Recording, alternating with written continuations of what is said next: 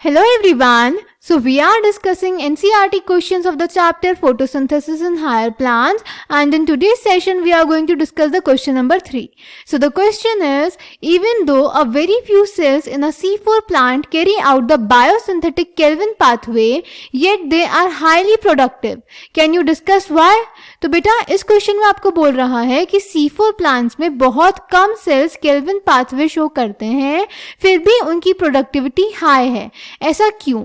So let's check the answer. तो बेटा C4 plants की हाई प्रोडक्टिविटी होने के दो मेन रीजंस हैं, जिसमें से एक मेन रीजन है कि C4 प्लांट्स में फोटो रेस्पिरेशन नहीं होता, और दूसरा रीजन है कि C4 प्लांट्स बेटा हाई टेम्परेचर के लिए टॉलरेंट होते हैं. अब अगर फोटो रेस्पिरेशन की बात करें तो फोटो रेस्पिरेशन C3 प्लांट्स में होता है, जिसमें रुबिस्को एंजाइम से CO2 की जगह O2 बाइंड कर जाता है और RUBP ऑक्सीजन से जुड़ के फॉस्फोग्लिसरेट एंड फॉस्फोग्लाइकोलेट बनाता है, जो कि 2 कार्बन प्रोडक्ट्स हैं. इसमें बेटा CO2 का फिक्सेशन नहीं होता, ना ही ATP बनता है और ना ही NADPH बनता है, बल्कि CO2 मॉलिक्यूल रिलीज होता है और ATP भी यूज होता है.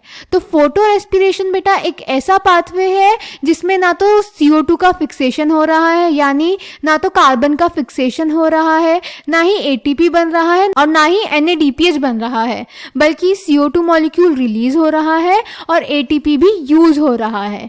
फोटो रेस्पिरेशन का बेटा बायोलॉजिकल फंक्शन अभी तक नोन नहीं है. तो फोटो रेस्पिरेशन में क्योंकि CO2 का फिक्सेशन नहीं हो रहा बल्कि CO2 रिलीज हो रहा है और ATP भी बनने की जगह यूज हो रहा है, इसीलिए प्रोडक्टिविटी को डिक्रीज कर देता है.